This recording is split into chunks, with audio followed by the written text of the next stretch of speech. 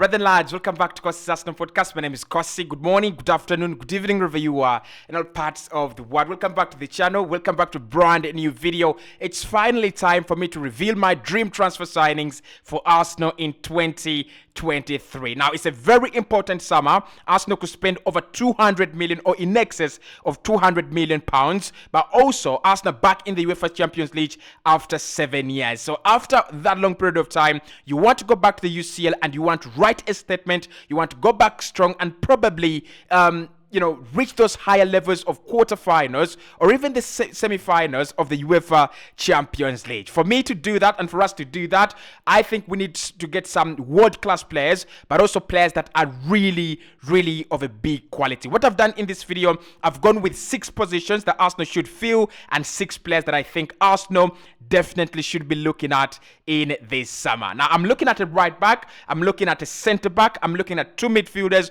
one to replace Granit Xhaka, the other just to be a backup to Thomas Partey. That is assuming Thomas Partey stays. A central striker to back up Gabriel Jesus, because I don't think Edin Ketia is the levels of what we need. And one player to be backup for Bukayo Saka, because last campaign, I believe Bukayo Saka really played so many games for England, for Arsenal, and that actually caused a lot of burnout in his masses as well. So hit the like button, subscribe. Let's dive into my targets for 2023. Now, number 1, I've gone with a right back, and this is Jeremy Frimpong at Bayer Leverkusen in Germany. He's such an exciting player, very, very young as well. I think he's only 21, 22. He's been linked with a couple of clubs around Europe, and it's one of the players that I think if he doesn't get a summer move this campaign, he will get a summer move in the next campaign as well. Manchester United under Erik ten Hag have looked at him. Liverpool have looked at him as well. Clubs in Italy, especially Inter Milan and AC Milan, have also looked at him as a potential replacement for their right backs. I think Arsenal playing with Benjamin White at right back, we've had such a very exciting season. We've had such a very good season with Benjamin White, but the levels where we are going, the next level needs us to have a proper right back. I think we can unleash Saka, we can give Saka more in terms of going forward, propelling forwards, especially his game, creativity, and a player who can actually back him always. I think Alexander Zinchenko has been a very good example of a proper fullback. He's been playing inverted, yes, but the amount of chances he's creating, the amount of goals he's creating for our strikers and our forwards is absolutely mind-blowing. So Jeremy Frimpong is such a young player.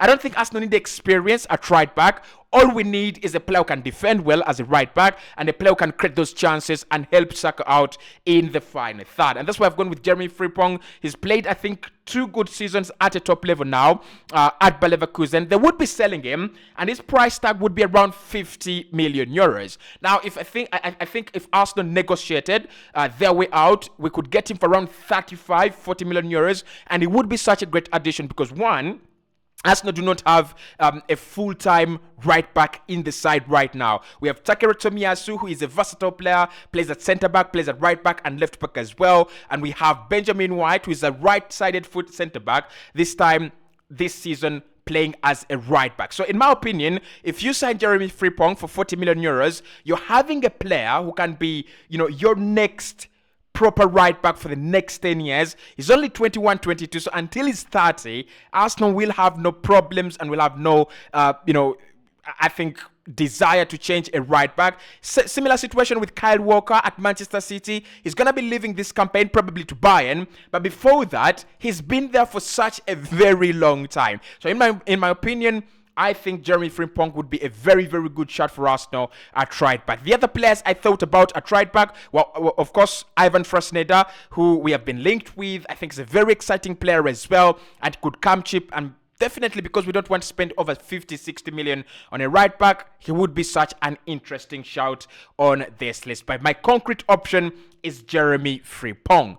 At centre-back, I've gone with Alejandro Bastoni. This one is a very, very difficult one to get. Very, very difficult situation because Alejandro Bastoni has just signed a new deal at Inter Milan. Now, you would have seen him in that Inter Milan final against Manchester City. Such a solid player. I've not seen a centre-back that is so confident at the age of Alejandro Bastoni. I've not seen a centre-back that literally is not scared of any forwards in the world. Alejandro Bastoni is one of those players that you love in your side. Now, we've always had this talk of Arsenal need a formidable centre back like Virgil van Dijk, like Nemanja Vidic, like Rio Ferdinand, like Sol Campbell, if you're going to go back to the next level. And I totally agree. I think William Saliba being that young centre back who is very, very good on the ball, he's very, very quick, very intelligent. You need such a huge man. You need such a huge player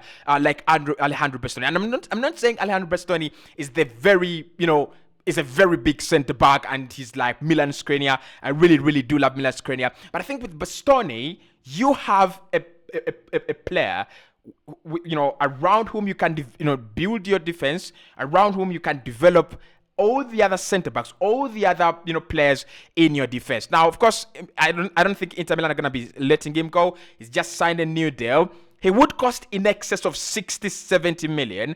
Actually, I reckon if Arsenal or anyone tried to sign Alejandro Bastoni, they would need to pay upwards of 80 million pounds. And I tell you something, Liverpool to win the Champions League and the Premier League and to challenge Manchester City at a top level for a very long time, they paid over 75 million for Virgil van Dijk. So in my opinion, I'm going to go with Alejandro Bastoni at centre-back. You play him alongside William Saliba. You have a player like Alexander Zinchenko on the left-hand side and a player like probably Ben White or probably Jeremy Frimpong on the right.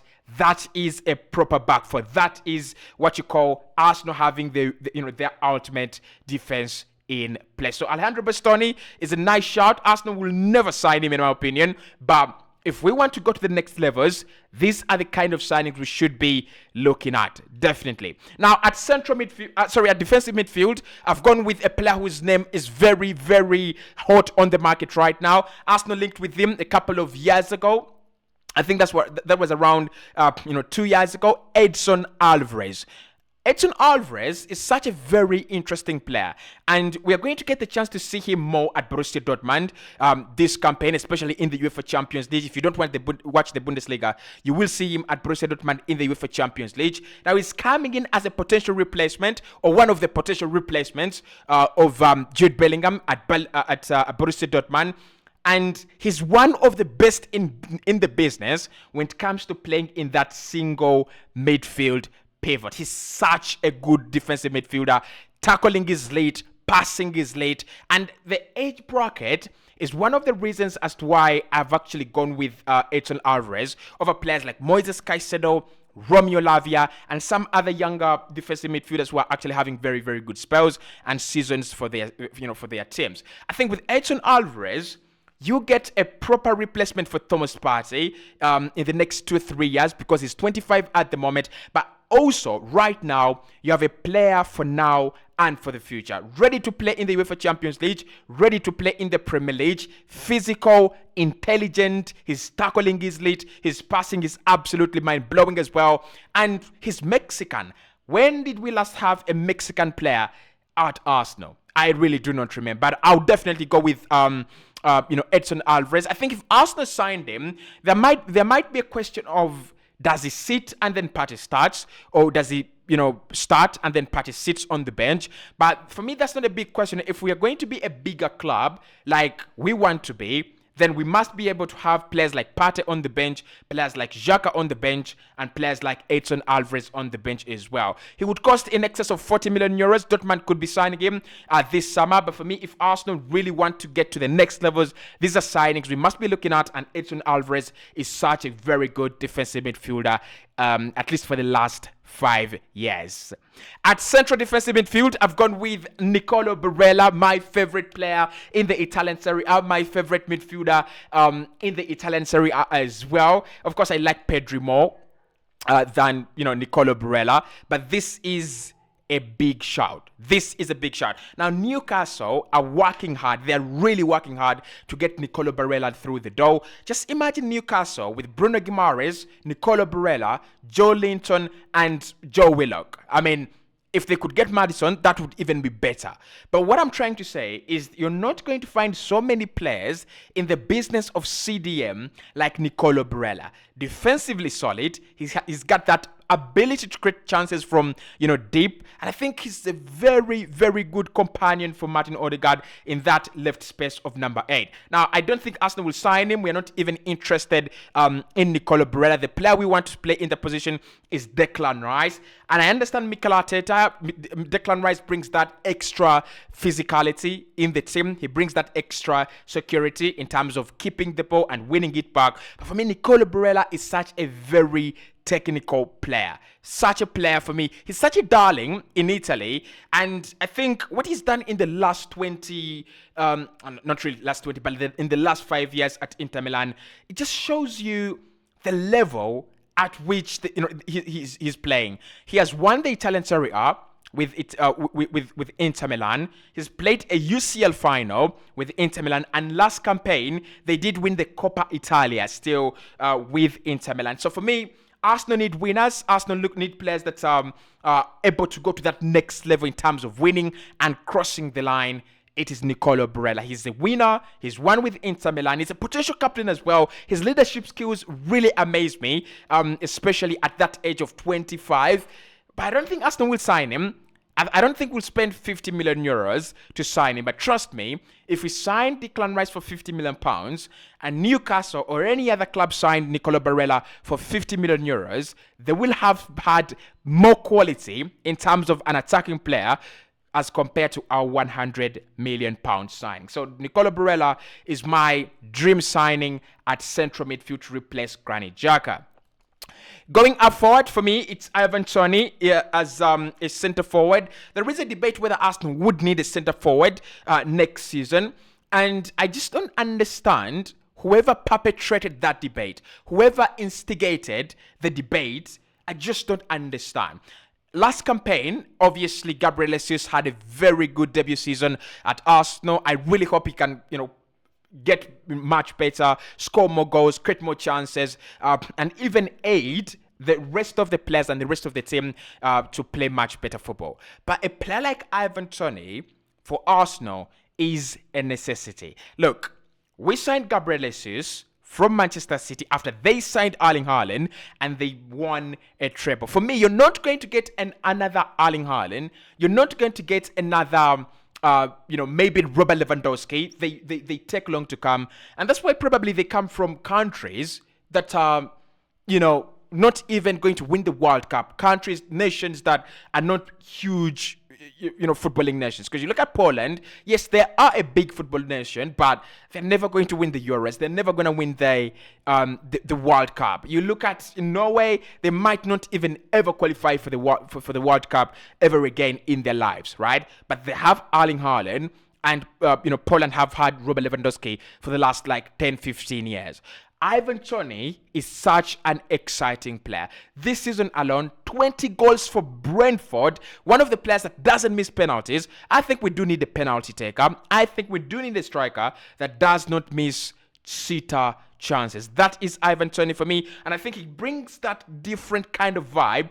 And he offers something different as compared to Gabriel Jesus. Stronger, good in the air, and a more clinical finisher than any of the strikers we have in the side. If he scored 20 with Brentford, I think I can score 20 with Arsenal. Just imagine Arsenal having a striker who scores for you 20 goals per campaign. So for me, Ivan Toney, if it's not the gambling ban that he has actually received, I would definitely take him. I would definitely take him at Arsenal. I think it would be such a good signing. Maybe 40, maybe 50 million Brentford would ask for. He would be such a great addition, because in the UEFA Champions League, you will need that bully. You will need to bully your way through some defenses. You will need to bully your way through some teams in midfield. And for me, Ivan Toney, with his game back to goal, with his ability to play off the shoulder, he's such a very, very wonderful player. Now, finally on my list is a player that you have all watched in the Premier League this season, Wilfred Gnonto at Leeds United. Now, I think we do not need a player to replace Bukayo Saka. That is not what we are looking for. We are not looking to oust, and we are not looking to throw away Bukayo Saka out of the starting lineup. He's been sensational. Best right winger in the Premier League. the amount of goals he's scoring, the amount of chances he's creating is absolutely mind-blowing. But the competition from a player like Wilfred Nonto will do two things to Bukayo Saka. One, it will propel him to work harder, to reach and maximize his level, his strength in the position. But then also, it will allow us to rotate the player. It would allow us to rotate Bukayo Saka. Listen, I've looked at Saka and all these other youngsters. Look at Garnacho at Manchester United. You look at Ramsey at Aston Villa. The ability to rotate these players, and Julian Alvarez at Manchester City. The ability to rotate these players definitely benefits them more than playing them every single game. Now, I think Saka needs to play 30 games per campaign, or even around 29 games per campaign, and then the rest of the game time, Wilfred Noto comes on. Saka can play up to the 60th, 70th, or 80th minute, and then Wilfred Noto can come into just for game management, look for that third goal when we're leading 2-0 or 2-1, and then probably at times just come in games like the Carabao Cup, the FA Cup, and the early stages of the UEFA Champions League, because Saka needs that rest. So for me, Wilfred Noto would be such a very nice shout if Arsenal could get him. I like him. He's got the flair, by the way. And I think many Leeds United fans will feel very lucky if they can keep at least half of the squad they have, including Wilfred Noto. So those are my dream signings that I think Arsenal should be looking at this summer. Wilfred Noto at right wing, Ivan Toney at centre forward. If his ban, if his ban doesn't affect signing him as a striker, definitely gets him. Nicolo Barella, central midfield. Alvarez at defensive midfield. Alejandro Bastoni at defensive at centre back. And at right back, it's Jeremy Frimpong. I want your thoughts. I want your opinions about my dream signings. Am I right? Am I wrong? And we'll talk about in the next one.